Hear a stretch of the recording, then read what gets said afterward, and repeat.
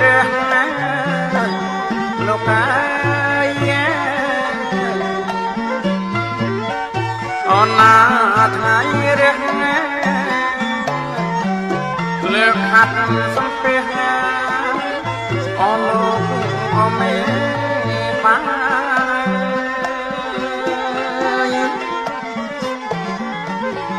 on lúc ai on mê phá